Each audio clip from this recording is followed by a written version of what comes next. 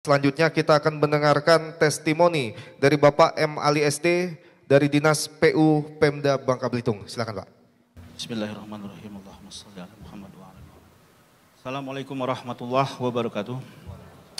Yang saya hormati Bapak Kapolda, Bapak Kepala BNP, Pak Hari, Pak Henry, Pak Nyoman, Ibu Deputi. Ini perlu saya ralat sedikit. Saya memang dari Bangka Selatan, itu kerjanya di situ. Tapi saya asli orang Pangkal Pinang.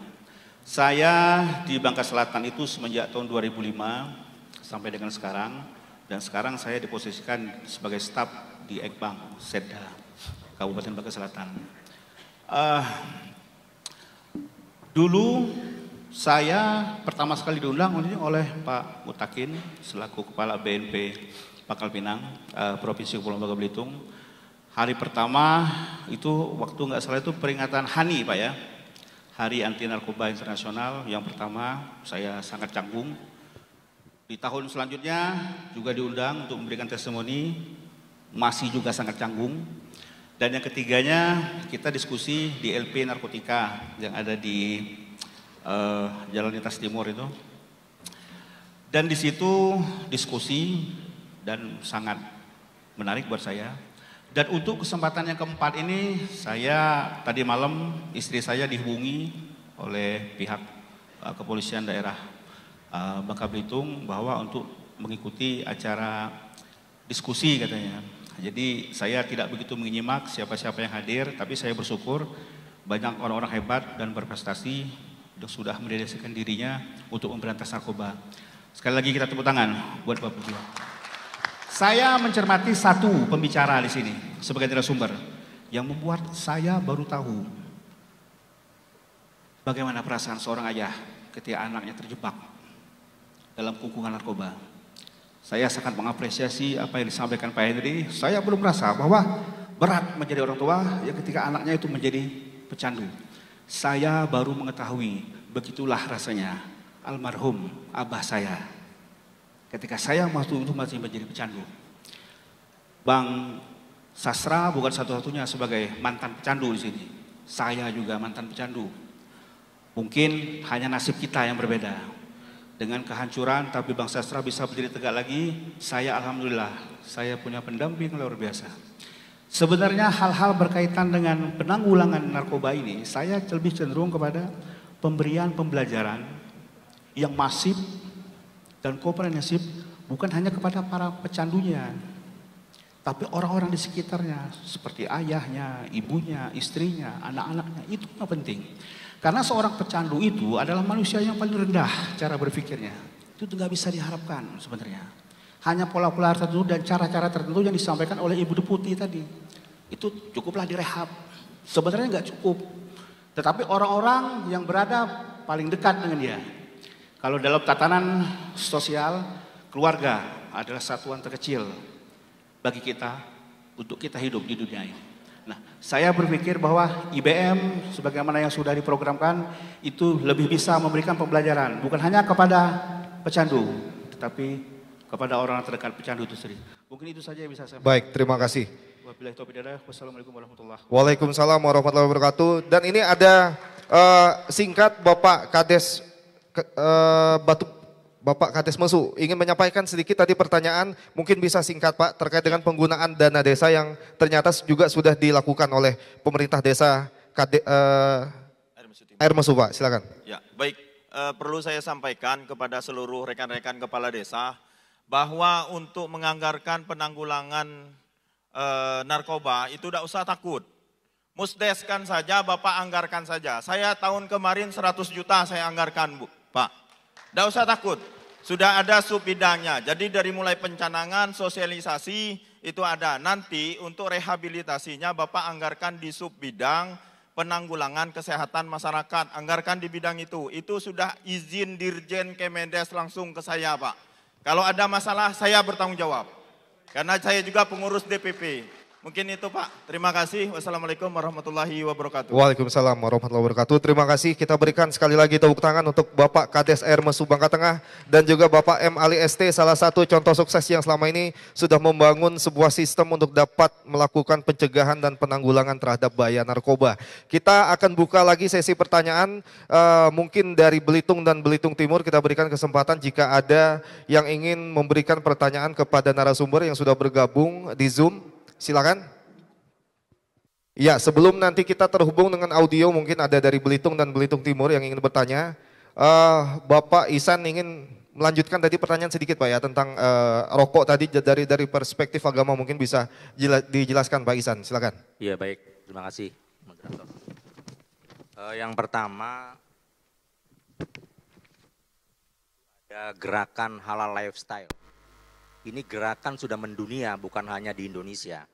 Itu isinya kurang lebih no smoking, no vape, no drug, dan no LGBT.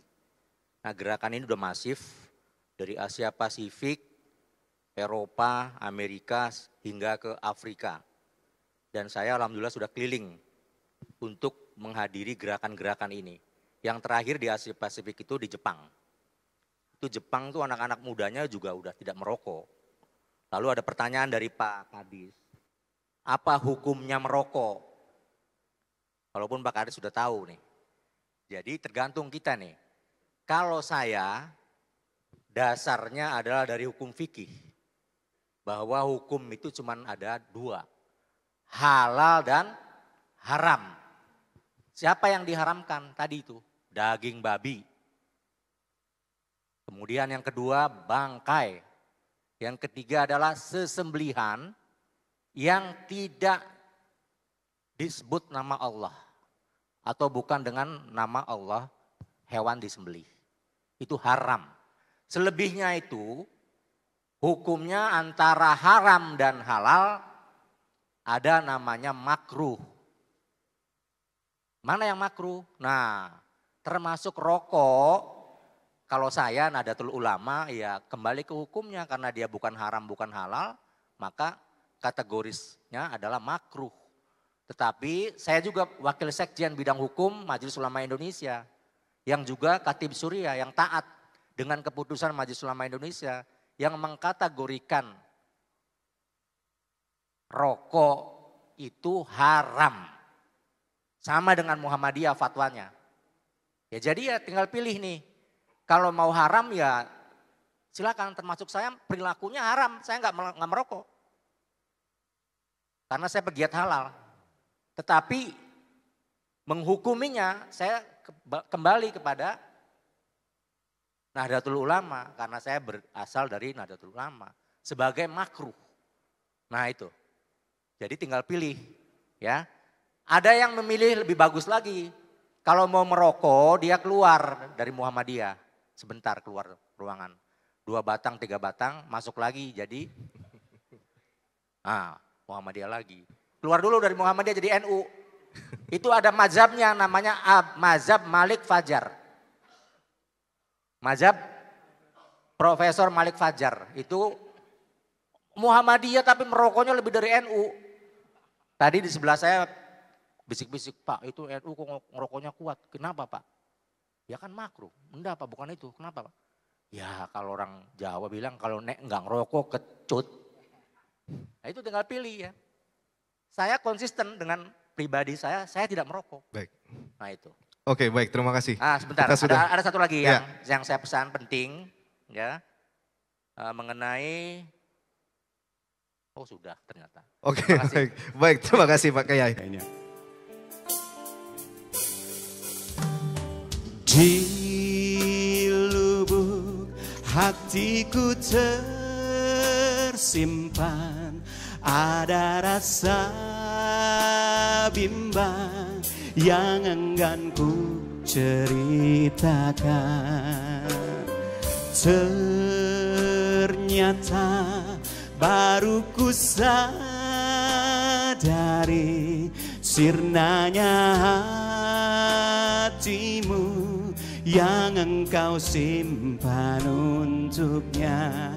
Aku cinta kepada Aku rindu di pelukmu, namun ku keliru telah membunuh cinta dia dan dirimu. Bu Riza tahu lagu ini? Bu, tahu lagunya? Oh lupa. Oh Tuhan, maafkan diriku telah melangkah lugu, memberi bimbang di hatinya. Ku tahu engkau telah berdua, tak mungkin ku rasa melepas kasih antara kita. Sing, aku cinta.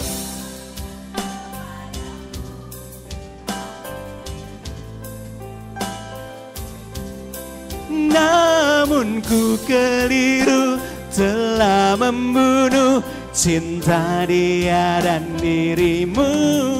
Aku cinta kepadamu, aku rindu di pelukmu. Ingin ku akhiri yang telah terjadi, lamunan membawamu kembali. Oh, engkau pun keliru menilai arti cinta kita yang kau kira selamanya.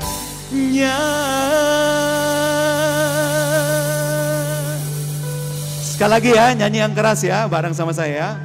Siap? Aku cinta, aku namun telah good.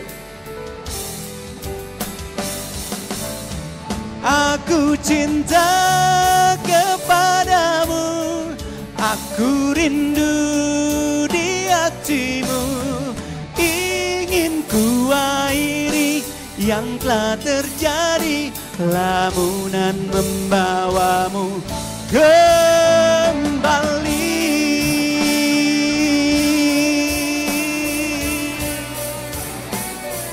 Namun ku keliru telah membunuh cinta dia dan dirimu. Aku cinta,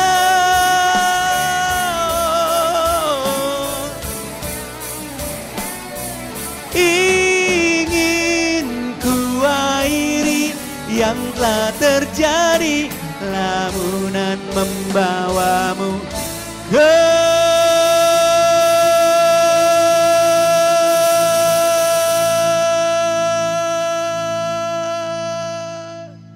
kemana?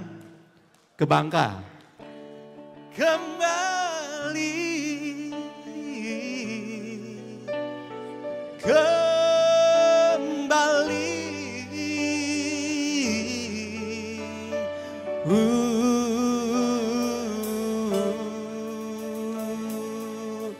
Keliru.